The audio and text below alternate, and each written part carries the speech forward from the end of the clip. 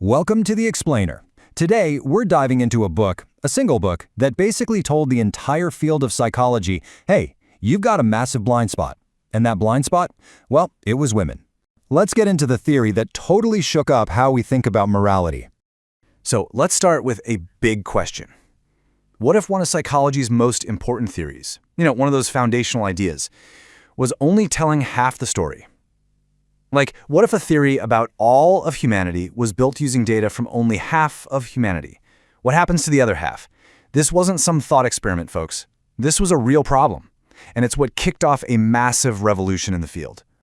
And that brings us to 1992. A psychologist named Gilligan drops this book in a different voice. And let me tell you, this wasn't just some new, interesting idea. No, this was a direct challenge. She was looking at the established way of thinking, this very male-centric view of what it means to be a moral person, and she basically said, you're missing something huge. Okay, so to really get why this book made such massive waves, we first need to rewind a little and look at the theory it was up against. All right, so for a long time, the gold standard for understanding how we develop morality, it all came from this guy, Lawrence Kohlberg. His theory was everywhere. It laid out these neat stages that everyone was supposed to go through. And the peak, the pinnacle of moral development, it was all about abstract ideas like justice and individual rights. But, and this is a huge but, there was a catch. The research that his entire theory was built on, the foundation of this whole thing, it was done using only male subjects. We're talking just boys and young men. And this wasn't some hidden detail. Everyone knew this was how he did it. So you can guess what happens next, right? When they started using this male-based scale to measure girls' moral development, well, the results were, let's just say, pretty troubling. Time and time again, girls scored lower on the scale than boys. The data basically implied that they were less morally developed, that they were somehow deficient according to this standard. And this is where Gilligan comes into the picture. She looks at all this data and asks this brilliant, game-changing question. She says, hold on, is the problem really with the girls, or is the problem with the test itself? What if they weren't less developed? What if they were just different, speaking in a different moral voice altogether? So this was her big idea. Gilligan proposed that it's not about one single scale of morality. Instead, she said there are two different ways of thinking about it. Two moral orientations. First, there's the ethic of justice. This is what she saw as more common in men. It's all about rights, rules, fairness, being independent. Then there's the ethic of care, which she saw as more common in women. And this one is all about relationships, responsibility to other people, and connection. And here's the quote from Gilligan herself. The key thing to remember here is that she wasn't saying one was better and one was worse. Not at all. Her whole point was that these are just two different but equally valid ways to become a morally mature person. It all depends on how you see yourself.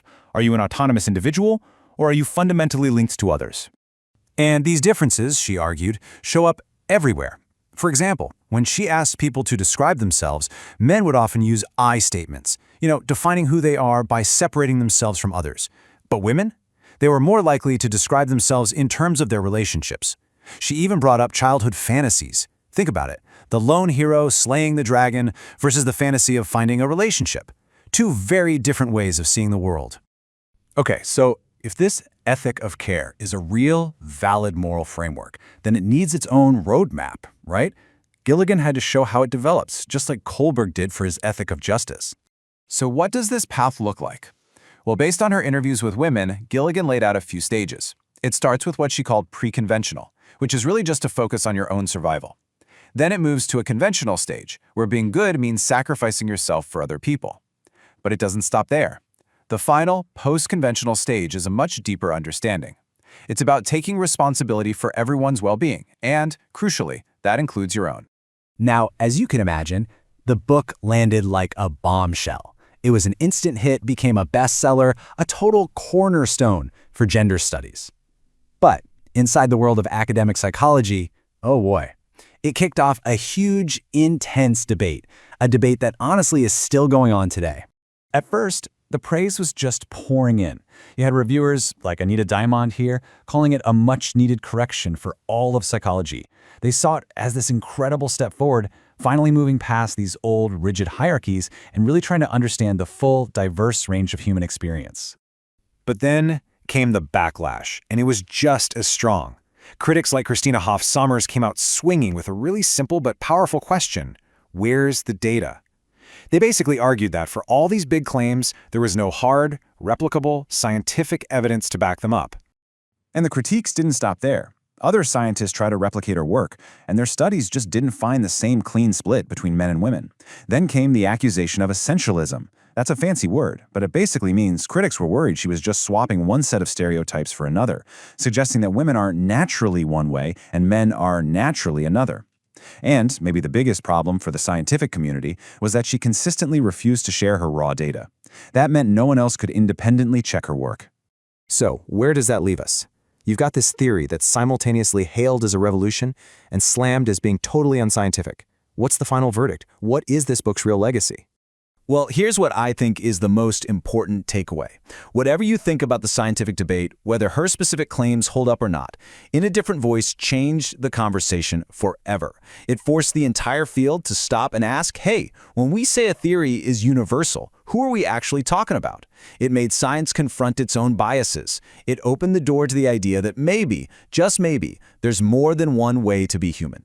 And really, in the end, that's the book's lasting power. It's the question it makes all of us ask. It blew up the idea of a single, neat ladder of morality that everyone has to climb.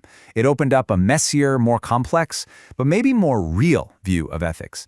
And that's a conversation that's not just for academics, it's for everyone. So it leaves us with this. Does morality speak in one voice or in many? What do you think?